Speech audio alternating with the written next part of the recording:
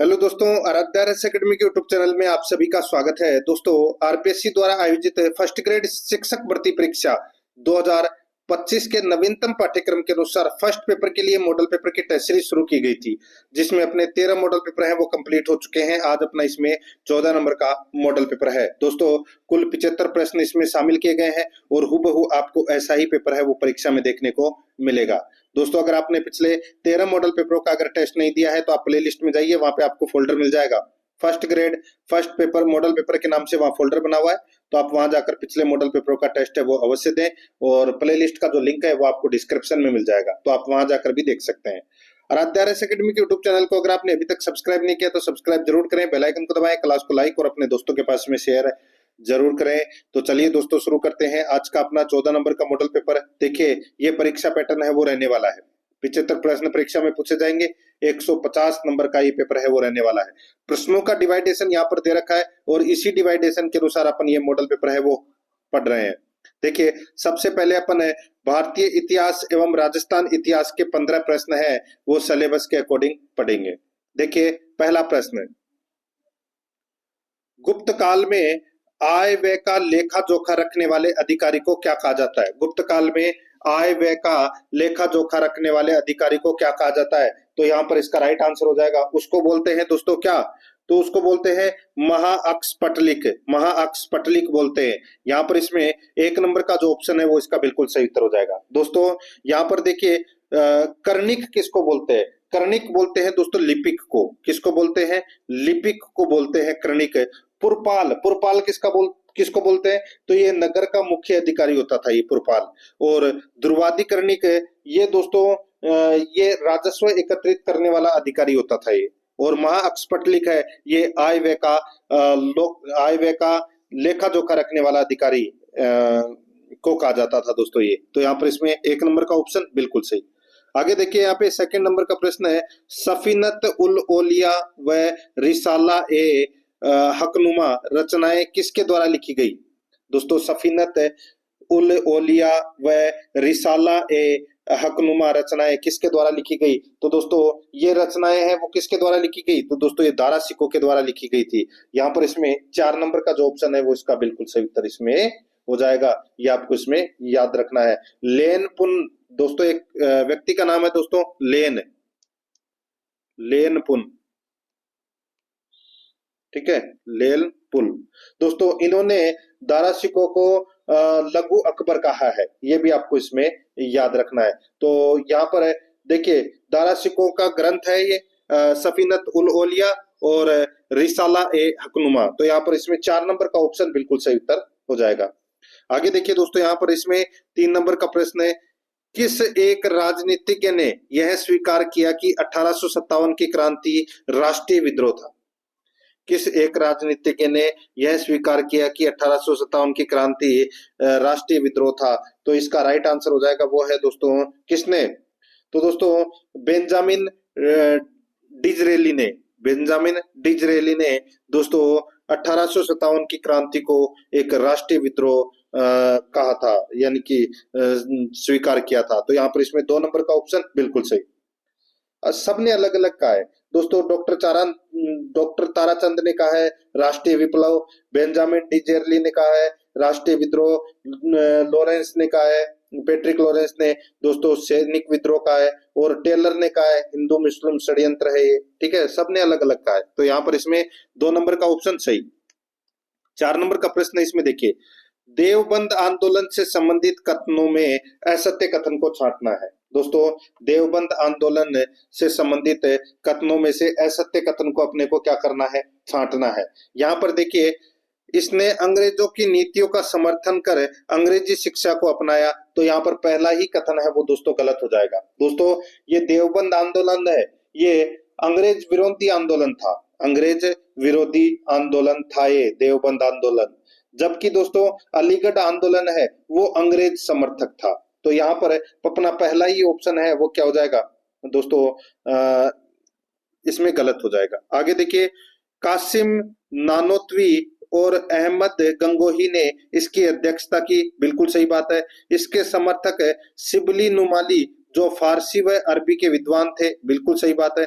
लखनऊ में नवदत उल उलमा तथा दारुल उलूम की स्थापना की। तो दोस्तों बिल्कुल सही बात है। तो यहाँ पर 2, 3, 4 तो इसमें क्या है, सही है, एक इसमें गलत हो जाएगा। यहाँ पर एक नंबर का ही ऑप्शन है वो इसका बिल्कुल सही उत्तर इसमें हो जाएगा। ठीक है, आगे देखिए दोस्तों, यहाँ पर इसमें 5 नंबर का प्रश्न है। ह्यूज ह्यूज दोस्तों टोए द्वारा लिखी गई पुस्तक स्प्रिंग स्प्रिंग टाइगर किसकी जीवनी है, बताइए।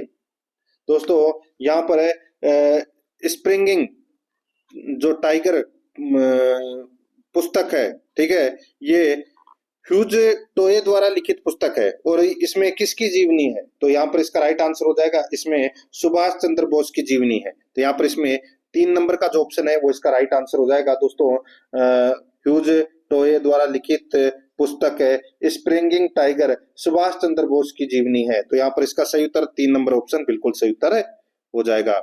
आगे देखिए यहाँ पे 6 नंबर का प्रश्न है, मेवाड़ के किस शासक को हिंदूपत कहा जाता है। तो दोस्तों हिंदूपत है वो किसको कहा जाता है, तो इसका राइट आंसर हो जाएगा महाराणा सांगा को कहा जाता है।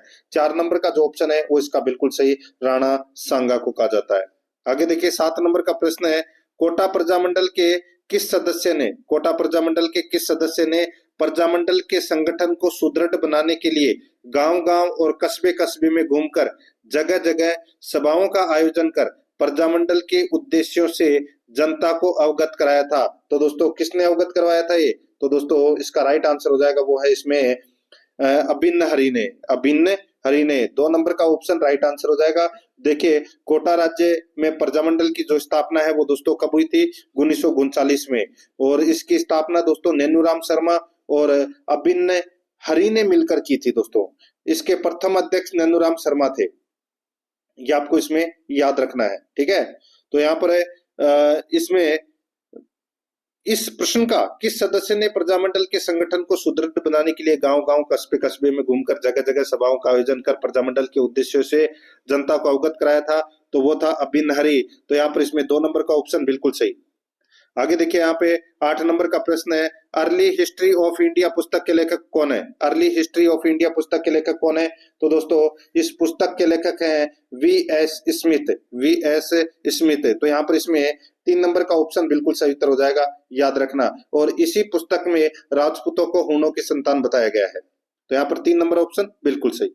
आगे देखिए यहाँ पे 9 नंबर का प्रश्न है, अलवर भरतपुर क्षेत्र में किस वर्ष में मोहम्मद हादी द्वारा अंजुमन खादिम उल इस्लाम नामक संस्था की स्थापना की गई थी। अलवर भरतपुर क्षेत्र में किस वर्ष में मोहम्मद हादी द्वारा अंजुमन खादिम उल इस्लाम नामक संस्था की स्थापना की गई, तो यहाँ पर इसका राइट आंसर हो जाएगा वो है दोस्तों ये की गई, दोस्तों बताइए, तो ये 1932 में की गई थी दोस्तों। ठीक है, अलवर भरतपुर क्षेत्र में वर्ष 1932 में मोहम्मद हादी द्वारा अंजुमन खादिम उल इस्लाम नामक संस्था की स्थापना की गई थी। तो यहाँ पर इसका राइट आंसर हो जाएगा 1 नंबर का जो ऑप्शन है वो इसका बिल्कुल सही उत्तर हो जाएगा। आगे देखिए दोस्तों यहाँ पर इसमें 10 नंबर का प्रश्न है, प्रतिहार राजवंश के संदर्भ में निम्नलिखित में से कौन सा कथन सत्य नहीं है, बताइए। प्रतिहार राजवंश से संबंधित निम्नलिखित कथनों में से दोस्तों कौन सा कथन है वो सही नहीं है, वो दोस्तों अपने को यहाँ पर बताना है। देखिए मुणोत नैणसी ने प्रतिहारों की 36 शाखाओं का वर्णन किया है, तो दोस्तों बिल्कुल सही है। मुणोत नैणसी ने प्रतिहारों की 36 शाखाओं का वर्णन किया है, बिल्कुल सही बात है, पहला कथन इसमें सत्य है। दूसरा देखिए दोस्तों यहाँ पे देखिए डॉक्टर गौरी शंकर हीराचंद ओझा ने प्रतिहारों को जाति न मानकर पद से संबंधित माना है, तो दोस्तों ये भी बिल्कुल सही बात है। आगे देखिए दोस्तों 10वीं से 18वीं शताब्दी के दौरान राजस्थान में प्रतिहार वंश शक्तिशाली रहा, तो ये अपना कथन है वो गलत हो जाएगा। दोस्तों यहाँ पे 8वीं से 10वीं शताब्दी के दौरान राजस्थान में प्रतिहार वंश शक्तिशाली रहा, तो यहाँ पर तीसरा नंबर का ऑप्शन है वो गलत हो जाएगा। चौथा देखिए प्रारंभ में प्रतिहारों के राजस्थान में 2 मूल केंद्र भीनमाल व मंडोर रहे, बिल्कुल सही बात है। तो यहाँ पर अपने को क्या बताना था, कौन सा कथन सत्य नहीं है, तो दोस्तों यहाँ पर तीसरा नंबर का कथन है वो सत्य नहीं है, यहाँ पे 8वीं से 10वीं आएगा। ठीक है, तो यहाँ पर 3 नंबर ऑप्शन बिल्कुल सही, ये कथन सत्य नहीं है। 11 नंबर का प्रश्न इसमें देखिए, निम्नलिखित में से अर्थना में स्थित मंडलेश्वर मंदिर का निर्माण किसने करवाया था, बताइए दोस्तों, यहाँ पर है अर्थुना या अर्थना आप बोल सकते हैं, ठीक है दोस्तों। अर्थुना कहाँ पर है? बांसवाड़ा में, ठीक है। और यहाँ पर है मंडलेश्वर मंदिर का निर्माण किसने करवाया था? तो यहाँ पर इसका राइट आंसर हो जाएगा दोस्तों, वो करवाया था देखिए चामुंडराज परमार ने करवाया था। किसने? चामुंडराज परमार ने। तो यहाँ परमार ने, तो यहाँ पर इसमें राइट आंसर हो जाएगा एक नंबर का ऑप्शन बिल्कुल सही। कब करवाया था? 1080 ईस्वी में करवाया था दोस्तों। आगे देखिए दोस्तों, यहाँ पर इसमें 12 नंबर का प्रश्न है, देव झूलनी एकादशी का त्योहार कब मनाया जाता है? देव झूलनी एकादशी का त्योहार कब मनाया जाता है? तो दोस्तों इसका राइट आंसर हो जाएगा वो है भाद्रपद शुक्ल एकादशी को। भाद्रपद शुक्ल एकादशी को दोस्तों देव झूलनी एकादशी है वो मनाया जाता है, ठीक है। इसको दोस्तों डोल ग्यारस भी कहते हैं और इसको जल झूलनी ग्यारस भी बोलते हैं। तो यहाँ पर इसमें 4 नंबर का ऑप्शन बिल्कुल सही उत्तर इसमें हो जाएगा। आगे देखिए यहाँ पे 13 नंबर का प्रश्न है, तुलसी तथा तिमड़िया नामक आभूषण महिलाओं द्वारा शरीर के कौन से भाग पर पहने जाते हैं? तो दोस्तों इसका जो राइट आंसर हो जाएगा दोस्तों ये देखिए तुलसी नहीं है ये दोस्तों, यहाँ पर है तुलसी। देखिए एक तो होता है तुलसी, ठीक है, ठुस्सी। तो दोस्तों ये ठुस्सी है, इसको तुलसी की जगह ठुस्सी कर लेना, ठीक है, ठुस्सी। ठुस्सी तथा तिमणिया नामक आभूषण है वो दोस्तों कहाँ पर पहना जाता है? तो दोस्तों इसका जो राइट आंसर हो जाएगा ये दोस्तों कहाँ का आभूषण है ये? तो ये देखिए गले का आभूषण है दोस्तों। ये किसका? गले का आभूषण है। तो यहाँ पर इसमें 4 नंबर का जो ऑप्शन है वो इसका बिल्कुल सही उत्तर इसमें हो जाएगा, याद रखना। आगे देखिए दोस्तों, यहाँ पर 14 नंबर का प्रश्न है, चौरासी, नागरचौल तथा राजावाटी आदि किस बोली की उपबोलियां हैं? तो दोस्तों ये कौन सी बोली की उपबोलियां हैं? तो यहाँ पर इसका राइट आंसर हो जाएगा ये ढूंढानी बोली की उपबोलियां है। 3 नंबर का ऑप्शन बिल्कुल सही उत्तर हो जाएगा। आगे देखिए 15 नंबर का प्रश्न है, ख्यातों के अनुसार निम्नलिखित में से मारवाड़ के किस शासक ने चक्रेश्वरी देवी की मूर्ति लाकर नागाना गांव में स्थापित की? बताइए, ख्यातों के अनुसार निम्नलिखित में से मारवाड़ के किस शासक ने चक्रेश्वरी देवी की मूर्ति लाकर नागाना गांव में स्थापित की? तो यहाँ पर इसका राइट आंसर हो जाएगा वो है दोस्तों ये राव दुहड़ ने स्थापित की थी दोस्तों। यहाँ पर इसमें 3 नंबर का जो ऑप्शन है वो इसका बिल्कुल सही उत्तर हो जाएगा, याद रखना, ठीक है। इनका मुख्य मंदिर कहाँ है? नागाना बालोतरा में। आगे देखिए दोस्तों, ये नागनेची माता का ही उपनाम है दोस्तों ये चक्रेश्वरी माता, ये भी आपको याद रखना है। ये राठौड़ वंश की कुलदेवी है। 3 नंबर ऑप्शन सही। अब दोस्तों अपन यहाँ पे भाग 2 के अंदर करंट अफेयर्स से संबंधित 10 प्रश्न है वो पढ़ेंगे सिलेबस के अकॉर्डिंग, ठीक है। देखिए 16 नंबर का प्रश्न है, राष्ट्रीय भू स्थानिक ज्ञान आधारित शहरी पर्यावरण भू सर्वेक्षण नक्शा कार्यक्रम का शुभारंभ 18 फरवरी 2025 को किस राज्य में किया गया? बताइए, राष्ट्रीय भू स्थानिक ज्ञान आधारित शहरी पर्यावास भू सर्वेक्षण नक्शा कार्यक्रम का शुभारंभ 18 फरवरी 2025 को किस राज्य में किया गया? तो यहाँ पर इसका राइट आंसर हो जाएगा दोस्तों ये किया गया मध्य प्रदेश में, ठीक है, मध्य प्रदेश में। यहाँ पर 3 नंबर का ऑप्शन बिल्कुल सही, मध्य प्रदेश में। आगे देखिए दोस्तों, यहाँ पे 17 नंबर का प्रश्न है, वरुणा का 23वां संस्करण किसके बीच आयोजित हुआ? वरुणा का 23वां संस्करण किसके बीच आयोजित हुआ? तो दोस्तों ये आयोजित हुआ था भारत और फ्रांस के बीच में, भारत और फ्रांस के बीच में। यहाँ पर इसमें 1 नंबर का ऑप्शन बिल्कुल सही उत्तर इसमें हो जाएगा, याद रखना। ये द्विपक्षीय नौसेना अभ्यास था जिसका नाम था वरुणा। आगे देखिए दोस्तों, यहाँ पर इसमें 28 नंबर का प्रश्न है, दुबई स्पोर्ट्स काउंसिल ने भारत के किन खेल हस्तियों को अपना खेल राजदूत नियुक्त किया है? दुबई स्पोर्ट्स काउंसिल ने भारत के किन खेल हस्तियों को अपना खेल राजदूत नियुक्त किया? तो दोस्तों इसका जो राइट आंसर हो जाएगा वो है इसमें हरभजन सिंह व सोनिया मिर्जा, हरभजन सिंह व सोनिया मिर्जा को। यहाँ पर इसमें 1 नंबर का ऑप्शन बिल्कुल सही उत्तर इसमें हो जाएगा। आगे देखिए 19 नंबर का प्रश्न है, एशियाई कुश्ती चैंपियनशिप 2025 में 87 किग्रा गिक्रो रोमन वर्ग में कांस्य पदक किसने जीता? बताइए, एशियाई कुश्ती चैंपियनशिप 2025 में 87 केजी गिक्रो रोमन वर्ग में कांस्य पदक किसने जीता? तो दोस्तों बताइए कांस्य पदक किसने जीता? तो यहाँ पर इसका जो राइट आंसर हो जाएगा दोस्तों वो जीता दोस्तों सुनील कुमार ने। तो यहाँ पर इसमें राइट आंसर हो जाएगा सुनील कुमार। एक नंबर का जो ऑप्शन है वो इसका बिल्कुल सही उत्तर इसमें हो जाएगा, याद रखना है। ठीक है, आगे देखिए दोस्तों, यहाँ पर इसमें 20 नंबर का प्रश्न है, अंतर्राष्ट्रीय ओलंपिक समिति का अध्यक्ष किसे बनाया गया? अंतर्राष्ट्रीय ओलंपिक समिति का अध्यक्ष है वो किसे बनाया गया? तो यहाँ पर इसका राइट आंसर हो जाएगा वो है दोस्तों क्रिस्ट कोवेंट्री को। क्रिस्ट कोवेंट्री को अंतर्राष्ट्रीय ओलंपिक समिति का अध्यक्ष बनाया गया। 3 नंबर का जो ऑप्शन है वो इसका बिल्कुल सही उत्तर इसमें हो जाएगा। आगे देखिए दोस्तों, यहाँ पर 21 नंबर का प्रश्न है, ब्राजील के किस खिलाड़ी को फीफा फुटबॉल अवार्ड्स 2024 में सर्वश्रेष्ठ पुरुष खिलाड़ी का पुरस्कार मिला? तो दोस्तों ये किसे मिला है? तो इसका राइट आंसर हो जाएगा दोस्तों, देखिए ब्राजील के किस खिलाड़ी को फीफा फुटबॉल अवार्ड्स 2024 में सर्वश्रेष्ठ पुरुष खिलाड़ी का पुरस्कार मिला? तो दोस्तों ये मिला विनीसियस जूनियर को। विनीसियस जूनियर को। ठीक है, राइट आंसर हो जाएगा यहाँ पे 1 नंबर का जो ऑप्शन है वो इसका बिल्कुल सही उत्तर इसमें हो जाएगा। आगे देखिए, यहाँ पे 22 नंबर का प्रश्न है, भुवनेश्वर में आयोजित ऑल इंडिया इंटर यूनिवर्सिटी तीरंदाजी चैंपियनशिप में रजत पदक जीतने वाले गुमान सिंह किस जिले से हैं? भुवनेश्वर में आयोजित ऑल इंडिया इंटर यूनिवर्सिटी तीरंदाजी चैंपियनशिप में रजत पदक जीतने वाले गुमान सिंह किस जिले से संबंधित है? तो दोस्तों ये संबंधित है कौन से जिले से? तो दोस्तों ये भरतपुर जिले से संबंधित है। तो यहाँ पर इसमें राइट आंसर 1 नंबर का ऑप्शन हो जाएगा। आगे देखिए, 23 नंबर का प्रश्न है, राजस्थान के किस मेडिकल कॉलेज को drug controller general of India ने कैंसर टीका बनाने की मंजूरी दे दी है? तो दोस्तों यहाँ पर इसका जो सही उत्तर हो जाएगा वो है इसमें, बताइए किसको दिए? तो दोस्तों ये महात्मा गांधी मेडिकल कॉलेज को। 2 नंबर का जो ऑप्शन है वो इसका बिल्कुल सही उत्तर हो जाएगा। आगे देखिए दोस्तों, यहाँ पर 24 नंबर का प्रश्न है, उस्ताद पेम्पे खां का दिसंबर 2024 को निधन हो गया, इनका संबंध किस वाद्य यंत्र से था? उस्ताद पेम्पे खां का दिसंबर 2024 को निधन हो गया, इनका संबंध किस वाद्य यंत्र से था? तो यहाँ पर इसका राइट आंसर हो जाएगा, बताइए कौन से वाद्य यंत्र से था इनका संबंध?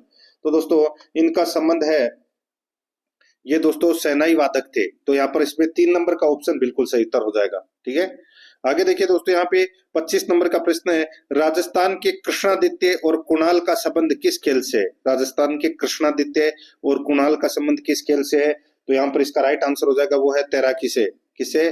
तैराकी से।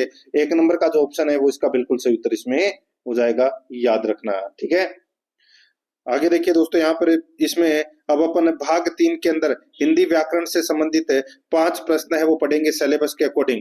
देखिए 26 नंबर का प्रश्न है, उन्नति शब्द का विलोम शब्द है, बताइए उन्नति शब्द का विलोम शब्द क्या है?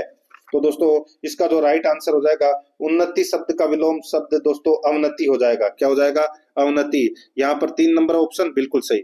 27 नंबर का प्रश्न है, इसमें देखिए निम्नलिखित में से किस विकल्प में युग्म शब्द का जोड़ा शुद्ध है?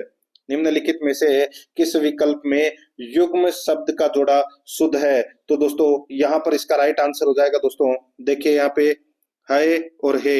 है का मतलब होता है दोस्तों घोड़ा, और हे का मतलब होता है निम्न। ठीक है, तो ये अपना पहला ही जोड़ा है वो इसमें सही है। यहाँ पर इसमें 1 नंबर का जो ऑप्शन है वो इसका बिल्कुल सही उत्तर हो जाएगा। ठीक है, बाकी देखिए दोस्तों, हरण का मतलब होता है चोरी और हरिण का मतलब होता है मृग। ठीक है, और इसमें बाकी और सारे गलत दे रखे हैं, वही उल्टा दे रखा है, बाकी इसमें दोस्तों बिल्कुल सही दे रखा है। ठीक है, आगे देखिए दोस्तों, यहाँ पे 1 नंबर ऑप्शन सही। नेक्स्ट आगे देखिए, यहाँ पे 28 नंबर का प्रश्न है, इसमें देखिए निम्नलिखित में से दोस्तों देखिए RECKONER का हिंदी शब्द होगा, बताइए दोस्तों। यहाँ पर देखिए रेकोनेर का हिंदी शब्द क्या होगा? तो दोस्तों इसका हिंदी शब्द हो जाएगा अनुमान लगाना या गणक। तो यहाँ पर इसमें गणक दे रखा है। 2 नंबर का ऑप्शन बिल्कुल सही। 29 नंबर का प्रश्न इसमें देखिए, निम्नलिखित में से शुद्ध वाक्य का चयन कीजिए। दोस्तों शुद्ध वाक्य का चयन अपने को करना है कि कौन सा शुद्ध वाक्य है। यहाँ पर आप देख सकते हैं दोस्तों, कृपया 1 गिलास पानी पिलाइए। तो दोस्तों इसका शुद्ध वाक्य क्या बनेगा? दोस्तों कृपया 1 गिलास पानी दीजिए। तो ये गलत हो जाएगा। दूसरों के चरित्र पर अकारण ही कीचड़ नहीं उछालना चाहिए। तो दोस्तों ये कथन है वो दोस्तों क्या है? बिल्कुल शुद्ध है। तो यहाँ पर इसमें राइट आंसर 2 नंबर का ऑप्शन बिल्कुल सही उत्तर हो जाएगा। ये आपको इसमें याद रखना है। ठीक है, आगे देखिए 30 नंबर का प्रश्न है, निम्नलिखित में से किस विकल्प में संधि विच्छेद शुद्ध है? किस विकल्प में संधि विच्छेद शुद्ध है? तो आप यहाँ पर देख सकते हैं दोस्तों, अवसर प्लस उचित, अवसरोचित, ये दोस्तों इसके अंदर क्या है, बिल्कुल शुद्ध है और इसमें गुण संधि का प्रयोग हुआ है। 4 नंबर का ऑप्शन बिल्कुल सही उत्तर हो जाएगा। यहाँ पर देखिए दोस्तों, आत्म, देखिए आत्मा प्लस उत्सर्ग गलत हो जाएगा, आत्म हो जाएगा, आत्म प्लस उत्सर्ग होता है। तो यहाँ पर देखिए दोस्तों, अंत्य प्लस ये बड़ा ऊ दे रखा है, गलत हो जाएगा, छोटा ऊ आएगा इसमें। और दोस्तों यहाँ पर देखिए अवनतोदर, यानी कि दोस्तों अवनत प्लस उदर होगा, तो यहाँ पे अवनतो दे रखा है, गलत हो जाएगा। तो इसमें एक ही सही है, 4 नंबर का ऑप्शन बिल्कुल सही। अब दोस्तों अपन भाग 4 के अंदर इंग्लिश ग्रामर से संबंधित 5 प्रश्न है वो सिलेबस के अकॉर्डिंग पढ़ेंगे। देखिए 31 नंबर का प्रश्न है, choose the correct tense form. दोस्तों अपने को करेक्ट टेंस का प्रयोग करते हुए अपने को खालिस्तान भरना है। यहाँ पर देखिए second hand furniture here at दोस्तों रीजनेबल प्राइस, बताइए। तो दोस्तों यहाँ पर देखिए, यहाँ पे फर्नीचर है वो दोस्तों अनकाउंटेबल नाउन है, तो यहाँ पर इसका राइट आंसर क्या हो जाएगा दोस्तों? देखिए second hand furniture is sold here at reasonable price, तो यहाँ पर इसमें 3 नंबर का ऑप्शन राइट आंसर हो जाएगा। ठीक है, आगे देखिए दोस्तों, यहाँ पर 32 नंबर का प्रश्न है। देखिए Rupa said to me please accompany me to the market, बताइए। दोस्तों यहाँ पर देखिए इसमें इसका राइट आंसर क्या हो जाएगा दोस्तों? इसका जो सही उत्तर हो जाएगा वो है Rupa requested me to accompany her to the market, तो यहाँ पर इसमें 3 नंबर का ऑप्शन बिल्कुल सही। देखिए यहाँ पे इंग्लिश ट्रांसलेशन करना है, न्यायिक निर्णय, न्यायिक निर्णय को क्या बोलते हैं दोस्तों? इसका राइट आंसर हो जाएगा वो है इसमें देखिए एब्जुडिशन, तो यहाँ पर इसमें राइट आंसर हो जाएगा 1 नंबर का ऑप्शन बिल्कुल सही। इसका मतलब होता है न्यायिक निर्णय। ठीक है, आगे देखिए दोस्तों, यहाँ पर इसमें 34 नंबर का प्रश्न है, identify the correct preposition for the blank, खालिस्तान भरना है। यहाँ पर देखिए eggs are sold the dozen, तो दोस्तों दर्जन दे रखा है यहाँ पे, तो यहाँ पर इसका राइट आंसर हो जाएगा दोस्तों eggs are sold by the dozen, तो यहाँ पर इसमें राइट आंसर 4 नंबर ऑप्शन हो जाएगा। आगे देखिए 35 नंबर का प्रश्न है, choose the correct passive form, choose the correct passive form. यहाँ पर सेंटेंस देखिए, the Jodhpur police has shot N educational video shoot N educational video on traffic rules for school students, बताइए इसका पैसिव क्या बनेगा? तो दोस्तों इसका जो पैसिव बनेगा वो बनेगा दोस्तों देखिए an educational video on traffic rules for school students has been shoot by the Jodhpur police, तो यहाँ पर इसमें 2 नंबर का ऑप्शन बिल्कुल सही उत्तर हो जाएगा। अब दोस्तों अपन यहाँ पे भाग 5 के अंदर सामान्य विज्ञान से संबंधित 5 प्रश्न है वो पढ़ेंगे सिलेबस के अकॉर्डिंग। दोस्तों यहाँ पर देखिए 36 नंबर का प्रश्न है, 52 ग्राम हीलियम में मोलों की संख्या है। 52 ग्राम दोस्तों हीलियम में मोलों की संख्या कितनी है? तो दोस्तों यहाँ पर देखिए हीलियम का परमाणु क्रमांक क्या है? तो दोस्तों वो है 4U। ठीक है, और हीलियम का मोल द्रव्यमांक तो दोस्तों वो है 4G। ठीक है, तो दोस्तों मोलों की संख्या बराबर है दिया गया द्रव्यमान बटे परमाणु द्रव्यमान, तो दोस्तों यहाँ पर क्या हो जाएगा 52/4। ठीक है, 52/4 तो क्या हो जाएगा 13 मोल, तो यहाँ पर इसमें 4 नंबर का ऑप्शन बिल्कुल सही। आगे देखिए 37 नंबर का प्रश्न है, जैव विविधता के हॉट स्पॉट का क्या मतलब है? जैव विविधता के हॉट स्पॉट का मतलब क्या होता है?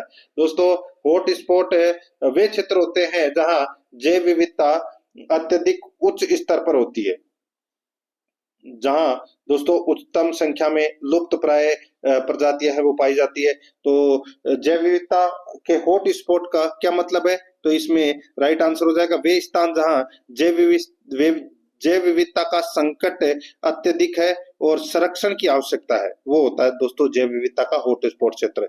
यहाँ पर इसमें 4 नंबर का ऑप्शन बिल्कुल सही उत्तर हो जाएगा। 38 नंबर का प्रश्न है, इसमें देखिए एक व्यक्ति जो एक स्थिर दीवार पर खड़ा है, एक व्यक्ति जो स्थिर दीवार पर खड़ा है, यदि वह 50 न्यूटन बल से दीवार को धक्का देता है तो दीवार द्वारा व्यक्ति पर कितना बल लागू होगा? तो दीवार द्वारा व्यक्ति पर कितना बल लागू होगा? तो यहाँ पर इसका राइट आंसर हो जाएगा दोस्तों, वो है दोस्तों 50 न्यूटन ही लागू होगा दोस्तों। यहाँ पर 3 नंबर का ऑप्शन बिल्कुल सही उत्तर हो जाएगा, याद रखना, ठीक है। आगे देखिए दोस्तों, यहाँ पर इसमें 39 नंबर का प्रश्न है, रासायनिक अभिक्रिया में उत्प्रेरक के उपयोग से, रासायनिक अभिक्रिया में उत्प्रेरक के उपयोग से दोस्तों सक्रियण ऊर्जा प्रभावित होती है, सक्रियण ऊर्जा प्रभावित होती है। यहाँ पर 1 नंबर का ऑप्शन बिल्कुल सही उत्तर हो जाएगा। आगे देखिए 40 नंबर का प्रश्न है, मेंडल ने अपने प्रयोगों में लिए मटर के पौधे को ही क्यों चुना? बताइए, मटर के पौधे को ही क्यों चुना?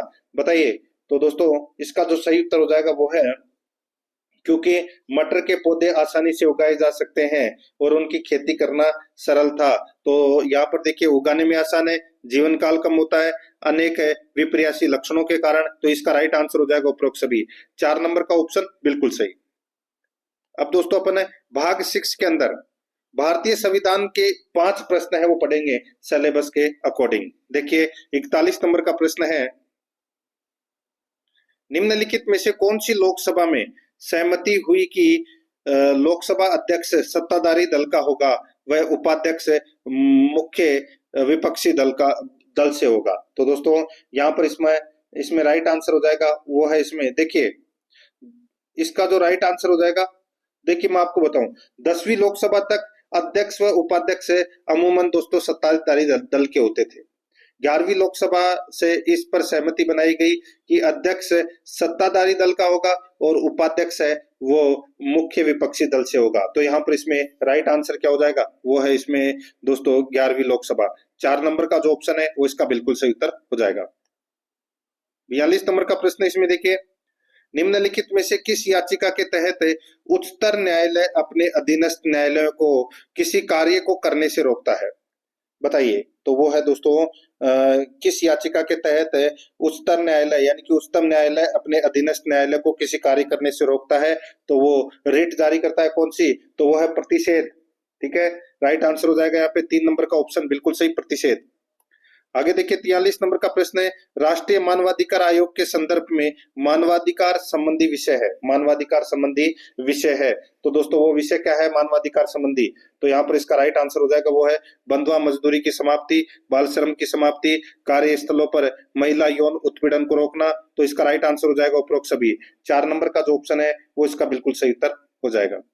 आगे देखिए 44 नंबर का प्रश्न है, निम्नलिखित कथनों पर विचार कीजिए, निम्नलिखित कथनों पर विचार कीजिए, उपर्युक्त कथनों में से सत्य कथन या कथनों का चयन कीजिए।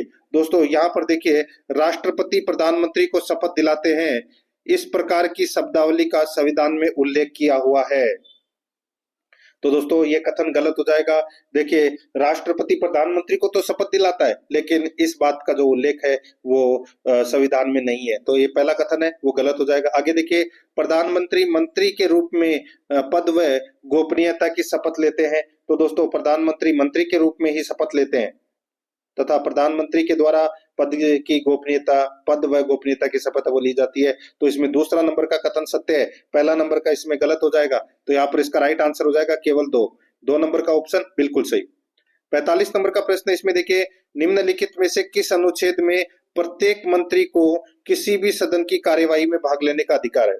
निम्नलिखित में से किस अनुच्छेद में प्रत्येक मंत्री को किसी भी सदन की कार्यवाही में भाग लेने का अधिकार है? तो यहाँ पर इसका राइट आंसर हो जाएगा वो है दोस्तों इसमें कौन सा?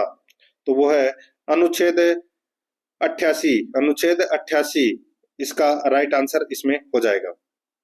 अब दोस्तों अपन है वो भाग 7 के अंदर राजस्थान भूगोल से संबंधित 5 प्रश्न है वो सिलेबस के अकॉर्डिंग पढ़ेंगे, ठीक है। देखिए 46 नंबर का प्रश्न है, निम्नलिखित को सुमेलित कीजिए। दोस्तों निम्नलिखित को सुमेलित करना है, एक तरफ क्षेत्र है दूसरी तरफ स्थानीय नाम है। देखिए जयपुर अजमेर एवं नागौर के मध्य के भाग को दोस्तों क्या कहते हैं? बताइए, जयपुर अजमेर एवं नागौर के मध्य के भाग को दोस्तों क्या कहते हैं? तो इसका जो राइट आंसर हो जाएगा दोस्तों उसको बोलते हैं सपाद लक्ष्य। क्या बोलते हैं? सपाद लक्ष्य। और डूंगरपुर, पूर्वी सिरोही एवं उदयपुर में अरावली का जो क्षेत्र है, ठीक है, उसको क्या बोलते हैं? उसको बोलते हैं दोस्तों भोमट। क्या बोलते हैं? भोमट बोलते हैं। ठीक है, ये भोमट है, भोमट का क्षेत्र। और अलवर का जो क्षेत्र है वो दोस्तों क्या कहलाता है? दोस्तों अलवर का क्षेत्र है वो कुरु प्रदेश या राठ क्षेत्र आप बोल सकते हैं, राठ क्षेत्र। ठीक है। और कोटा बूंदी बारा का क्षेत्र है ये दोस्तों हाड़ौती का क्षेत्र कहलाता है। तो यहाँ पर इसका राइट आंसर क्या हो जाएगा? 4 1 2 3, 4 1 2 3 इसका बिल्कुल सही उत्तर हो जाएगा। यानी कि अपना इसमें 4 नंबर का जो ऑप्शन है वो इसका बिल्कुल सही उत्तर हो जाएगा।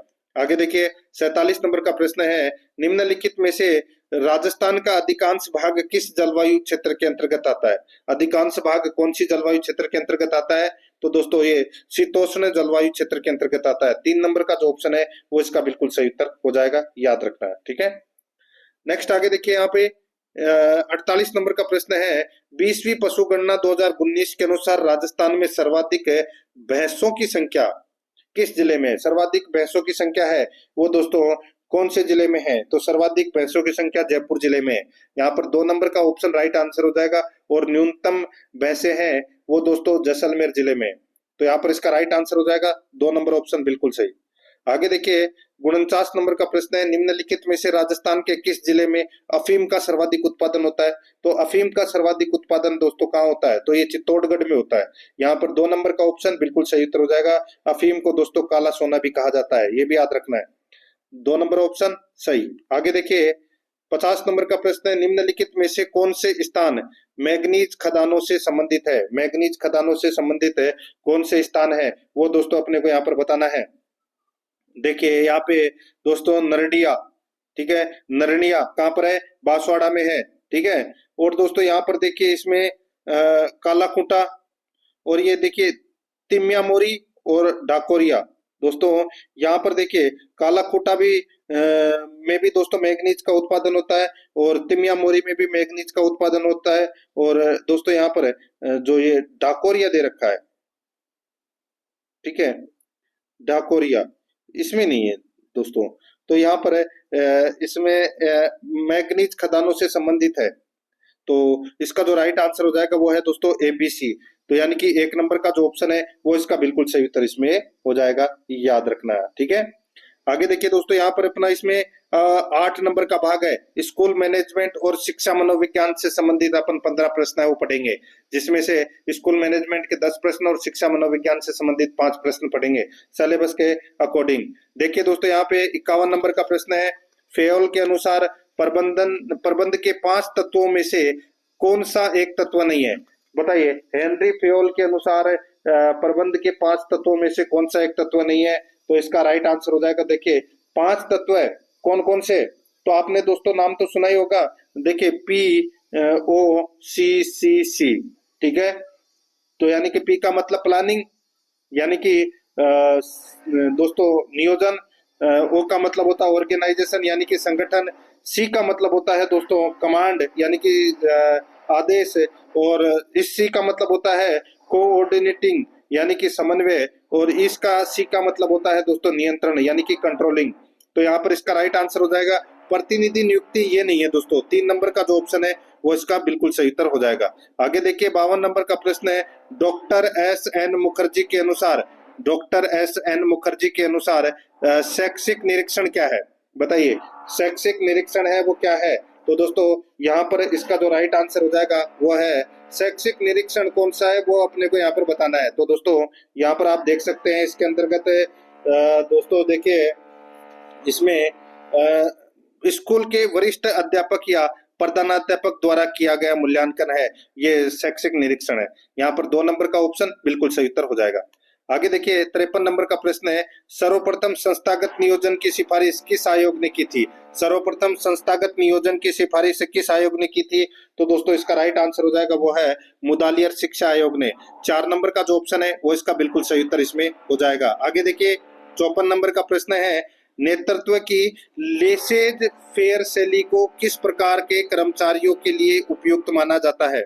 नेतृत्व की लेसेज फेयर शैली को किस प्रकार के कर्मचारियों के लिए उपयुक्त माना जाता है? तो यहाँ पर इसका राइट आंसर हो जाएगा जिनमें प्रशिक्षण की आवश्यकता होती है। यहाँ पर 4 नंबर का जो ऑप्शन है वो इसका बिल्कुल सही उत्तर इसमें हो जाएगा। आगे देखिए 55 नंबर प्रश्न है, राजस्थान राज्य ओपन स्कूल की स्थापना किस वर्ष की गई थी? तो दोस्तों बताइए, राजस्थान राज्य ओपन स्कूल की स्थापना किस वर्ष की गई थी? तो इसका राइट आंसर हो जाएगा वो है दोस्तों, ये की गई थी 2005 में। 2005 में राइट आंसर हो जाएगा यहाँ पे 2 नंबर का ऑप्शन बिल्कुल सही। 56 नंबर का प्रश्न है, इसमें देखिए राजस्थान में शिक्षावाणी कार्यक्रम के लिए नोडल एजेंसी कौन सी है? राजस्थान में शिक्षावाणी कार्यक्रम के लिए नोडल एजेंसी कौन सी है? तो इसका राइट आंसर हो जाएगा दोस्तों, वो नोडल एजेंसी है RSCERT उदयपुर। 4 नंबर का जो ऑप्शन है वो इसका बिल्कुल सही उत्तर हो जाएगा। आगे देखिए 57 नंबर प्रश्न है, समग्र शिक्षा अभियान 2.0 के तहत कितनी राशि प्रति छात्र पाठ्य सामग्री के लिए निर्धारित की गई है? तो दोस्तों इसका राइट आंसर हो जाएगा 500 रुपए। यहाँ पर इसमें 3 नंबर का ऑप्शन बिल्कुल सही, 500 रुपए। नेक्स्ट आगे देखिए, राजस्थान के कस्तूरबा गांधी बालिका विद्यालय में कितनी बालिकाएं 2024-25 के शैक्षिक सत्र में अध्ययनरत है? राजस्थान के कस्तूरबा गांधी बालिका विद्यालय में कितनी बालिकाएं 2024-25 के शैक्षिक सत्र में अध्ययनरत है? तो यहाँ पर इसका राइट आंसर हो जाएगा दोस्तों, वो है इसमें 43,543, 43,543। यहाँ पर 2 नंबर का जो ऑप्शन है वो इसका बिल्कुल सही उत्तर इसमें हो जाएगा। आगे देखिए दोस्तों, यहाँ पे 59 नंबर का प्रश्न है, RTE एक्ट 2009 के तहत किस धारा में बच्चों के शारीरिक दंड और मानसिक उत्पीड़न का प्रतिषेध किया गया है? RTE एक्ट 2009 के तहत किस धारा में बच्चों के शारीरिक दंड और मानसिक उत्पीड़न का प्रतिषेध किया गया है? तो यहाँ पर इसका राइट आंसर हो जाएगा वो है दोस्तों धारा 17। यहाँ पर 1 नंबर का ऑप्शन बिल्कुल सही उत्तर इसमें हो जाएगा। इसमें देखिए RTE एक्ट 2009 के अनुसार, RTE एक्ट 2009 के अनुसार यदि कोई विद्यालय निर्धारित मानक व मानदंड को पूरा नहीं करता है तो उसे कितनी अवधि के भीतर निर्धारित मानकों को पूर्ण करना होगा? बताइए। तो दोस्तों इसका जो सही उत्तर हो जाएगा वो है इसमें 3 वर्ष। 3 वर्ष इसका सही उत्तर हो जाएगा, 3 नंबर का ऑप्शन बिल्कुल सही। आगे देखिए 61 नंबर का प्रश्न है, शिक्षा मनोविज्ञान के क्षेत्र के बारे में क्रो एंड क्रो के अनुसार क्या कहा गया है? क्रो एंड क्रो के अनुसार क्या कहा गया है? तो दोस्तों शिक्षा मनोविज्ञान के विषय की सामग्री का संबंध अधिगम को प्रभावित करने वाली दशाओं से है। 1 नंबर का ऑप्शन बिल्कुल सही उत्तर हो जाएगा। आगे देखिए, रोस ने किशोरावस्था के बारे में क्या कहा है? तो किशोरावस्था के बारे में क्या कहा है? तो दोस्तों इसका राइट आंसर हो जाएगा, किशोरावस्था शैशवावस्था की पुनरावृत्ति है। यहाँ पर 2 नंबर का जो ऑप्शन है वो इसका बिल्कुल सही उत्तर हो जाएगा। आगे देखिए 63 नंबर का प्रश्न है, निर्मितवाद को शिक्षा के क्षेत्र में प्रयोग करने का श्रेय किसको जाता है? तो दोस्तों किसको जाता है? तो दोस्तों ये जाता है किसको? तो ये JS ब्रूनर को। यहाँ पर 2 नंबर का ऑप्शन बिल्कुल सही उत्तर हो जाएगा। आगे देखिए, नीचे दिए गए में से कौन सा मानसिक स्वास्थ्य को प्रभावित करने वाला सामाजिक और पर्यावरणीय कारक है? तो इसका राइट आंसर हो जाएगा दोस्तों, वो है कार्यस्थल की परिस्थितियां। 4 नंबर का जो ऑप्शन है वो इसका बिल्कुल सही उत्तर इसमें हो जाएगा।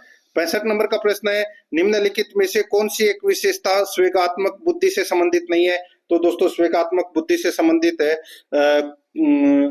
कौन सी विशेषता नहीं है? तो दोस्तों देखिए यहाँ पे स्वेगात्मक बुद्धि का विकास किशोरावस्था के बाद रुक जाता है, तो ये कथन दोस्तों इसमें गलत हो जाएगा, ये इसकी विशेषता है वो नहीं है। ठीक है, तो यहाँ पर इसमें राइट आंसर क्या हो जाएगा? 3 नंबर का जो ऑप्शन है वो इसका बिल्कुल सही उत्तर हो जाएगा। स्वेगात्मक बुद्धि का विकास है वो आजीवन चलता रहता है। ठीक है, याद रखना। आगे देखिए दोस्तों, यहाँ पर अब अपने भाग 9 पढ़ेंगे, रीजनिंग एवं गणित से संबंधित 10 प्रश्न है। यहाँ पर देखिए 66 नंबर का प्रश्न है, यदि ए का अर्थ प्लस बी का अर्थ इंटू सी का अर्थ माइनस डी का अर्थ भाग है तो निम्नलिखित समीकरण में प्रश्नवाचक स्थान के ऊपर क्या आएगा वो अपने को यहाँ पर बताना है। तो दोस्तों यहाँ पर देखिए 13B9, तो बी का अर्थ क्या है? इंटू, तो मैं यहाँ पे इंटू लिख देता हूं। D3A, तो दोस्तों D3A।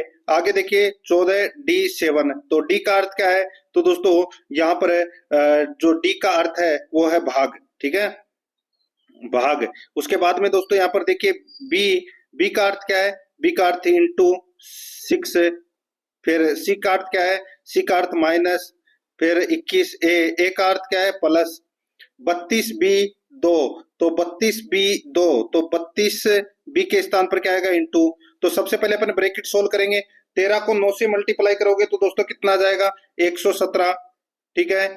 उसके बाद में 14 में 2 का भाग दोगे तो कितना आ जाएगा, सॉरी 14 में 7 का भाग दोगे तो कितना आ जाएगा 2। उसके बाद में 16 को 2 से मल्टीप्लाई करोगे तो कितना आ जाएगा, तो दोस्तों ये आ जाएगा 32 दूनी 64, ठीक है। अब दोस्तों यहाँ पर देखिए 117, दोस्तों 117 भाग, दोस्तों डी का अर्थ क्या है भाग 3, ए का अर्थ क्या है, ए का अर्थ है दोस्तों प्लस 2, ठीक है। बी का अर्थ इंटू 6, सी का अर्थ माइनस 21, ए का अर्थ प्लस और 64, बस ये आ गया। तो दोस्तों अब वही सबसे पहले अपन क्या करेंगे, भाग देंगे। तो 117 में 3 का भाग दोगे तो कितना आ जाएगा दोस्तों 39 आ जाएगा। और दोस्तों यहाँ पे मल्टीप्लाई करोगे तो दोस्तों देखिए 2 इंटू 6 यानी कि 12, तो दोस्तों यहाँ पर कितना आ जाएगा 39 प्लस 12 माइनस 21 प्लस 64, ठीक है। तो अब अपन क्या करेंगे दोस्तों, वही सबसे पहले अपन जोड़ करेंगे। तो 39 प्लस 12 प्लस 64 कितने होते हैं 115, और 115 में से 21 गए तो कितने बचे 94। तो यहाँ पर इसका राइट आंसर हो जाएगा 4 नंबर का ऑप्शन बिल्कुल सही। आगे देखिए यहाँ पे 67 नंबर का प्रश्न है, उस विकल्प का चयन करें जो निम्नलिखित शब्दों के सही क्रम का प्रतिनिधित्व करते हैं जैसा कि वे एक अंग्रेजी शब्दकोश में दिखाई देंगे। दोस्तों यहाँ पर देखिए एन एन एन एन, तो दोस्तों यहाँ पर देखिए एन के बाद में दोस्तों यहाँ पर इसमें ए आ रहा है, इसमें आ रहा है, ठीक है। तो ये इन दोनों में से सबसे पहले क्या आएगा, तो देखिए ये दोनों के अंदर ए आ रहा है, फिर उसके अंदर भी एल आ रहा है, इसके अंदर भी एल आ रहा है, इसके अंदर ओ आ रहा है और इसके अंदर वाई आ रहा है। तो ओ पहले आता है वाई, तो ये 1 नंबर पे हो जाएगा, ये दोस्तों 2 नंबर पे हो जाएगा, ठीक है। और दोस्तों यहाँ पर देखिए उसके बाद में सी आ रहा है तो ये 3 नंबर पे हो जाएगा, और इसमें टी आ रहा है तो 4 नंबर पे। तो यहाँ पर इसमें 4 2 1 3, 4 2 1 3 कौन से ऑप्शन में है, वही अपना सही उत्तर हो जाएगा दोस्तों। यहाँ पर इसमें 1 नंबर का ऑप्शन बिल्कुल सही। आगे देखिए यहाँ पे एक लड़की के फोटो की ओर इशारा करते हुए राघव ने कहा, वह मेरे पिता की माँ की बेटी के इकलौते भाई की बेटी है। राघव के पिता का उस लड़की की माँ से क्या संबंध है। दोस्तों यहाँ पर देखिए फोटो की ओर इशारा करते हुए राघव कहता है कि वह मेरे पिता की माँ यानी कि माँ की बेटी के इकलौते भाई यानी कि उसका भाई की बेटी, राघव के पिता का दोस्तों सीधा सा है, फोटो वाली लड़की है वो क्या हो जाएगा इसमें दोस्तों उसका पति हो जाएगा। तो यहाँ पर इसमें 3 नंबर का ऑप्शन राइट आंसर, यानी कि दोस्तों राघव के पिता उस लड़की की माँ के पति हैं। तो यहाँ पर इसमें 3 नंबर ऑप्शन बिल्कुल सही उत्तर हो जाएगा। आगे देखिए पास्कल दाब से उसी प्रकार संबंधित है, यानी कि दाब को किससे मापते हैं पास्कल से, ठीक है। उसी प्रकार न्यूटन किससे संबंधित है दोस्तों, बल को मापते हैं दोस्तों न्यूटन में। तो यहाँ पर इसमें 2 नंबर का ऑप्शन बिल्कुल सही। आगे देखिए यहाँ पे 70 नंबर प्रश्न है, ए के किस मान के लिए बहुपद a x square plus 2x square plus 11x plus a plus 3 2x minus 1 से पूर्णतः विभाज्य है। तो दोस्तों यहाँ पर इसका राइट आंसर हो जाएगा दोस्तों ए बराबर आप है वो -7 रख के देख लीजिए, आपका राइट आंसर आ जाएगा दोस्तों यहाँ पर 2 नंबर का ऑप्शन बिल्कुल सही। नेक्स्ट आगे देखिए यहाँ पे 71 नंबर का प्रश्न है, यदि 125 की घात में 2/3 इंटू 625 की घात में -1/4 बराबर 5x है तो x का मान ज्ञात कीजिए। x का मान है वो दोस्तों आप ऑप्शन उठा के रख लीजिए, x का मान दोस्तों आप 1 रखोगे तो आपका सीधा का सीधा राइट आंसर है वो निकल कर आ जाएगा, ठीक है। आगे देखिए दोस्तों यहाँ पर इसमें 72 नंबर का प्रश्न है, किसी घन का अभियांतर विकर्ण 8√3 सेंटीमीटर है, इस घन का आयतन कितना होगा। तो दोस्तों घन का विकर्ण है वो क्या होता है 1 a√3, ठीक है। तो दोस्तों यहाँ पर a है वो कितना है 8, तो 8√3 बराबर दोस्तों a√3 हो जाएगा, ठीक है। तो दोस्तों a बराबर कितना आ जाएगा 8, तो घन का आयतन क्या हो जाएगा दोस्तों भुजा क्यूब। तो दोस्तों 8 का क्यूब कितना होता है 512, तो यहाँ पर इसका राइट आंसर क्या क्या हो जाएगा दोस्तों? 512 सेंटीमीटर क्यूब। तो यहाँ पर इसमें 3 नंबर ऑप्शन बिल्कुल सही। आगे देखिए, 3 सेंटीमीटर त्रिज्या और 5 सेंटीमीटर ऊंचाई वाले एक धातु को बेलन पिघलाकर 1 सेंटीमीटर ऊंचाई और 1 mm आधार त्रिज्या वाले शंकु बनाए गए। कितने शंकु बनाए गए हैं बताइए दोस्तों? बेलन की त्रिज्या यहाँ पर 3 सेंटीमीटर दे रखी है, बेलन की ऊंचाई 5 सेंटीमीटर दे रखी है, शंकु की त्रिज्या दोस्तों यहाँ पर 1 सेंटीमीटर दे रखी है। तो यहाँ पर अपने को क्या करना है? बेलन का आयतन बराबर n इंटू शंकु का आयतन, ये वाला सूत्र लगाना है दोस्तों, ठीक है? यानी कि पाई आर स्क्वायर एच बराबर n into 1/3 pi r square h, ये वाला इस सूत्र लगा के दोस्तों आप आसानी से इसको कर सकते हैं, ठीक है? तो यहाँ पर इसका राइट आंसर हो जाएगा 13,500 शंकु, इसका बिल्कुल सही उत्तर हो जाएगा। 1 नंबर का ऑप्शन बिल्कुल सही। 74 नंबर का प्रश्न है, परिमेय संख्या 13/125 का दशमलव प्रसार कैसा होगा? तो दोस्तों देखिए, 13/125 है, तो इसको अपन 5 का क्यूब है वो लिख सकते हैं, ठीक है? तो दोस्तों यहाँ पर इसका राइट आंसर क्या हो जाएगा? देखिए, अंश व हर को 2 की घात 3 से गुणा करने पर दोस्तों यहाँ पर इसका जो प्रसार है वो शांत होगा। तो यहाँ पर इसमें राइट आंसर हो जाएगा शांत दशमलव। यहाँ पर इसमें 1 नंबर ऑप्शन बिल्कुल सही। आगे देखिए, आरोही क्रम में व्यवस्थित चर मान x निम्नानुसार है: 8, 11, 12, 16, 16x प्लस x, 20, 26, 30। यदि माध्यक 18 हो तो x का मान ज्ञात कीजिए। तो क्या करेंगे दोस्तों? यहाँ पर देखिए, कुल चर मान कितने हैं? 8। तो मध्य 2 पद कौन कौन से हैं? 16 और 16 प्लस x। तो दोस्तों कैसे निकालेंगे? यहाँ पर 16 प्लस x बटे 2 बराबर कितना आ जाएगा दोस्तों? यहाँ पर 18, मध्य का 18 दे रखा है, ठीक है? तो यहाँ पर 16 और 16 कितने होते हैं? 32। तो 32 प्लस x बटे 2 बराबर 18। तो दोस्तों कितना हो जाएगा? 32 प्लस x बराबर 36। 18 को 2 से मल्टीप्लाई कर लेंगे तो कितना हो जाएगा? 36। तो यहाँ पे 36 में से 32 गए तो क्या जाएगा? 4। तो यहाँ पर इसमें 2 नंबर का ऑप्शन बिल्कुल सही। तो दोस्तों इसी के साथ मैंने आपको ये मॉडल पेपर है वो कंप्लीट करवा दिया है। प्रश्न आपको कैसे लगे कमेंट में जरूर बताएं। कुछ चेंजेस वगैरह करना हो तो वो भी जरूर बताएं, और आराध्या RS एकेडमी के यूट्यूब चैनल को सब्सक्राइब जरूर करें, बेल आइकन को दबाएं, क्लास को लाइक और अपने दोस्तों के पास में शेयर जरूर करें। मिलते हैं दोस्तों नेक्स्ट क्लास में। जय हिंद, जय भारत।